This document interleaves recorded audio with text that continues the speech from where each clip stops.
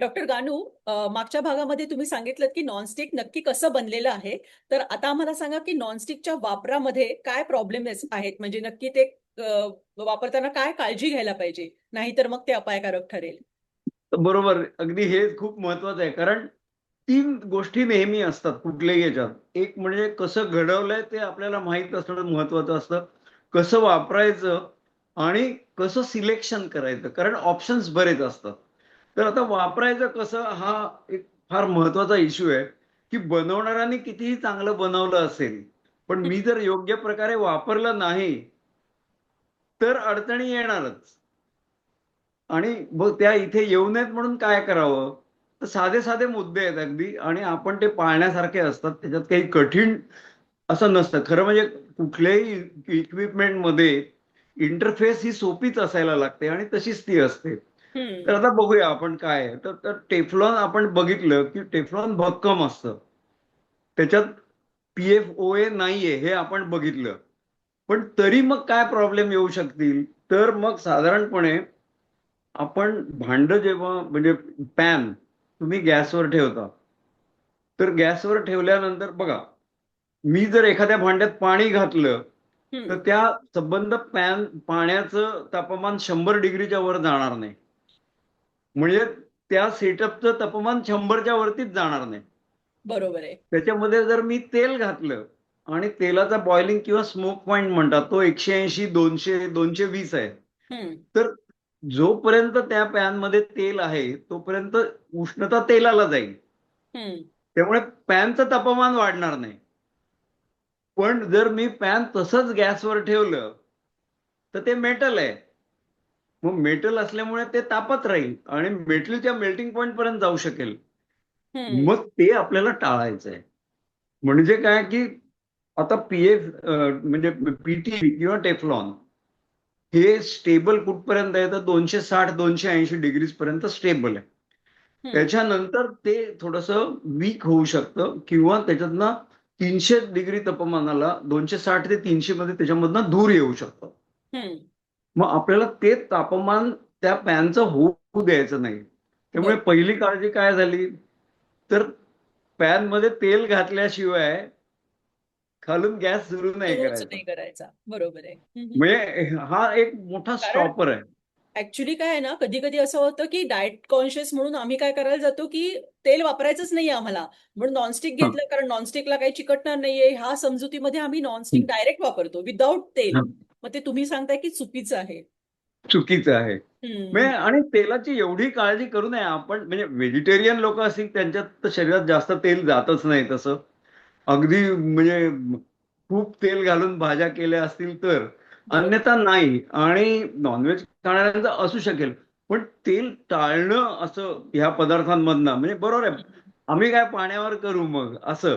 तर हम्म. तसं करू नये. म्हणजे घावन म्हणा, उत्तप्पा म्हणा किंवा ऑमलेट म्हणा डोसा. असं मुळीच करू नये. कारण पॅनची काळजी आहे त्याच्यामध्ये, की बरोबर. तापमान जर वाढलं आणि 300ला गेलं, बरं गॅसचं हीट तर खूपच प्रचंड असते. मग तापमान जर असं गेलं 250-300च्या पुढे, तर ती वीक झालं म्हणजे तुमचं पॅनही लवकर खराब होईल आणि हम्म. त्याच्यात त्याला म्हणतात काय की फ्लेकिंग होतं मग.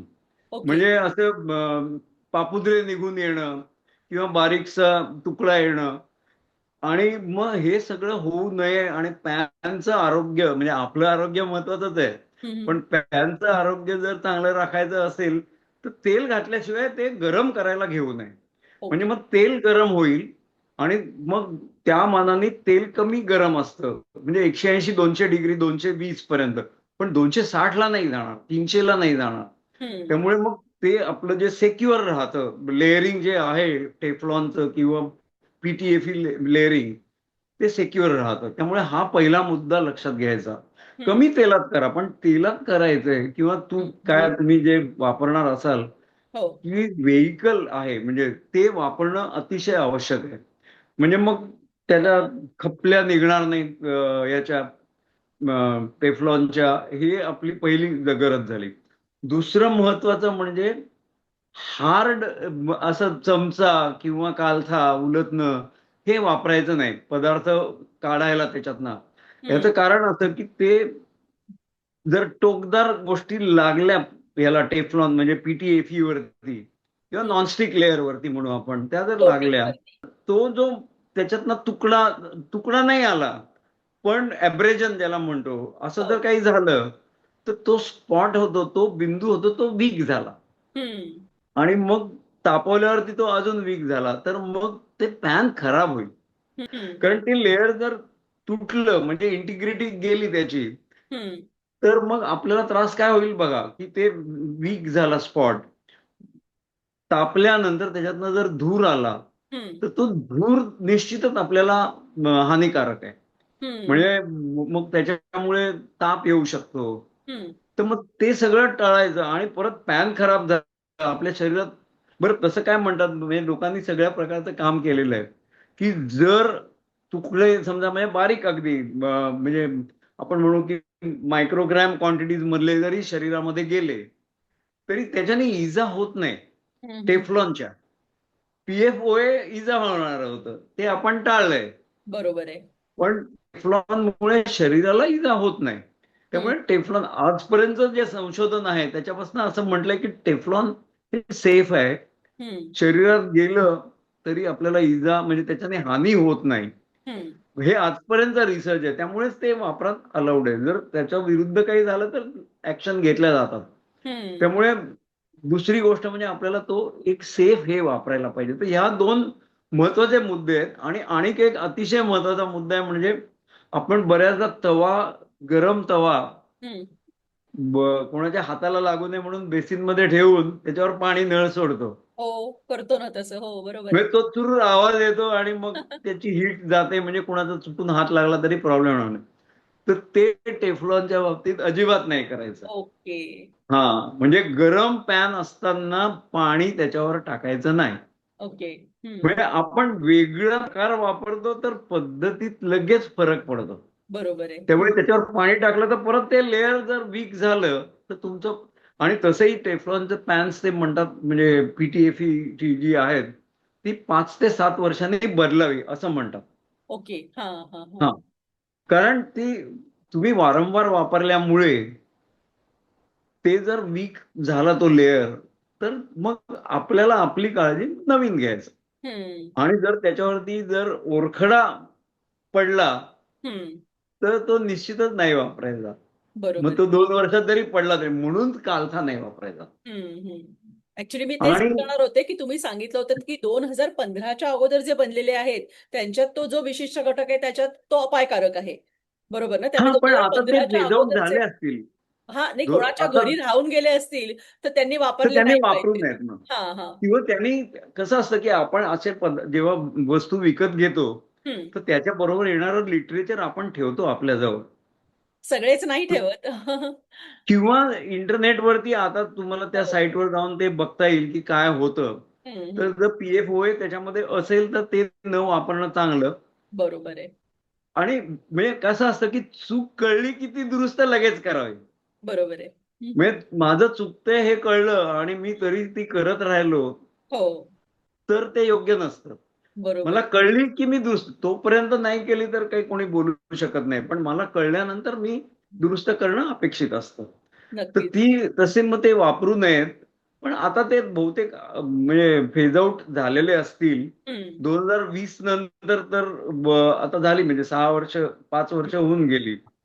तर ते जर त्याच्या आधी वापरात होते ते आता आपलं काय आहे ते बघून आणि 5 ते 7 वर्ष आपण म्हटलं ते, त्यामुळे बदलायची वेळ झाली असेल बदलायचं. तर बदललेला तो बरा म्हणजे. हम्म. आणि करायचे पदार्थ सुद्धा हम्म. म्हणजे बघा आता पातेल्यात आपण जास्त वेळ उकळणारे पदार्थ पातेल्यांमधनं करतो.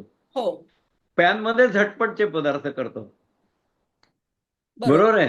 हो. हो. तर हा फरक कायम ठेवायचा. म्हणजे मग टेफ्लॉन आहे पॅन, मग त्याच्यामध्ये अर्धा तास भाजी शिजवत ठेवली तर हा. असं करू नये मग. बरोबर. हम्म.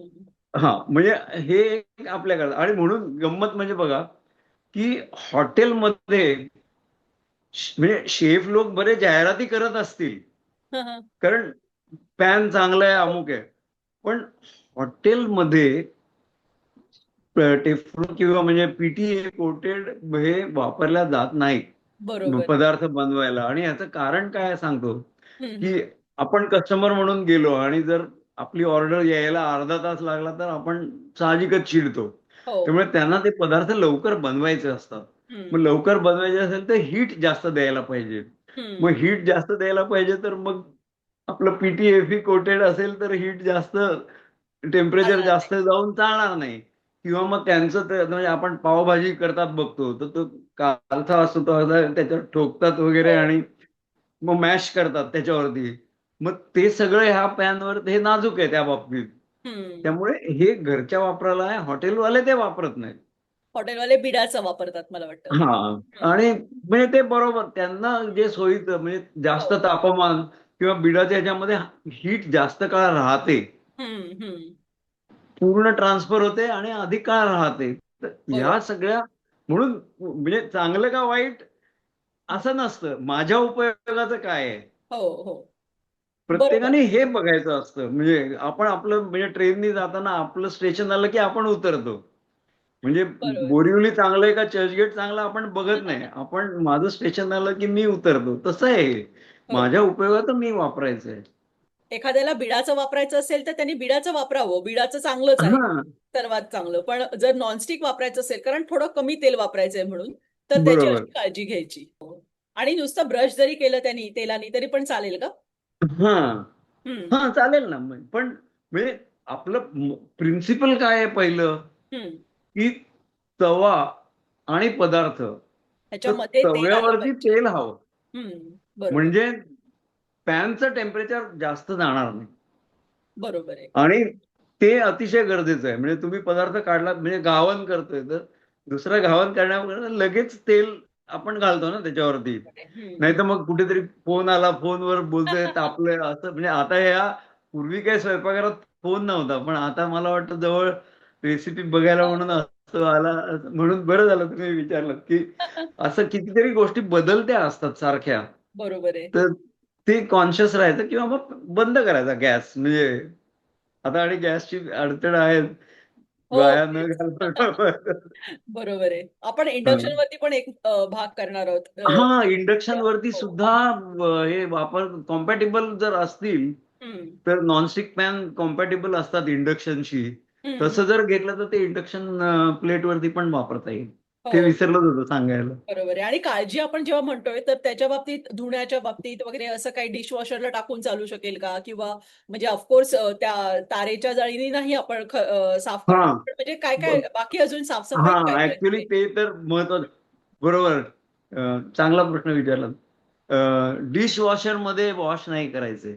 अच्छा. हा. हम्म. आणि सॉफ्ट क्लॉथ हम्म. वापरायचं. हम्म. हम्म. सॉफ्ट क्लॉथ म्हणजे तुमचे नाही तर स्पंज असतो धुताना. हो. पण म्हणजे तारेचा सारखा ते हार्ड ब्रशनी नाही घासायचं, धुवायचं अजिबात. हम्म. सगळं सॉफ्ट वापरायचं. आणि आता बघा मॅन्युफॅक्चरच्या असतातच इन्स्ट्रक्शन, त्याच्यामध्ये एक अजून म्हणजे ते म्हणतात की ठेवायचं कसं पॅन. हा. तर हा. धुतल्यानंतर ते टांगून ठेवायचं म्हणजे दुसऱ्या भांड्यात त्याच्यावरती आपटणार नाही. अच्छा. हा. एकात एक असं नुसतं किंवा भांड त्याच्यावर ठेवलंय असं नाही करायचं. एकात एक ठेवली हम्म. तर आता दुसरं मेटॅलिक भांड्याचा तळ जर याला लागला तर हो. परत ते डॅमेज होऊ शकेल. मग मध्ये कापड ठेवायचं. हा. अच्छा. हा. म्हणून टांगलं तर हा प्रश्न नाहीये, पण हम्म. एकात एक भांडी आपण ठेवतो कारण नाईलाज आहे. म्हणजे त्या ड्रॉवर मध्ये एकात एक भांडी असतात. हो. तर तसं बरं तुम्ही विचारलं. म्हणजे हे असं राहतं नाही तर काहीतरी सांगायचं. बरोबर आहे. तर त्याला तो म्हणजे बफर सारखं त्याच्यामध्ये म्हणून कापड ठेवायचं. हा. हा. म्हणजे मग भांड त्याच्यावर आपटणार नाही हा. आणि ते डॅमेज नाही होणार. कारण तो तळ डॅमेज होऊन उपयोगी नाहीये. बरोबर आहे. आणि आता मी असं माझ्या वाचनात आलं की डिश वॉशर कंप्लायंट पण असतात. ओके. पण तरी सुद्धा काळजी म्हणून अ, बघा कसं असतं, मॅन्युफॅक्चरर त्याच्या प्रॉडक्ट्स बद्दल बोलत असतो. इंडिपेंडंट जे लोक असतात कॉमेंट्री करणारे ते त्यांच्या दृष्टिकोनातून बोलत असतात. तर ते म्हणतात की तसं असलं तरी शक्यतो वापरू नये. आता हम्म. तर म्हणे हार्ड जरी तुम्ही हे वापरलं हो. कालथ्यासारखं जरी तरी अच्छा. चालतं असे आलेत म्हणून. पण ते न वापरलेलं चांगलं. कारण म्हणजे असं म्हणतात ना विषाची परीक्षा. म्हणजे हो. त्यांना सांगणाऱ्यांना काही फरक पडत नाही, आपल्याला भांड बदलायला लागतं. बरोबर आहे. Thank you so much.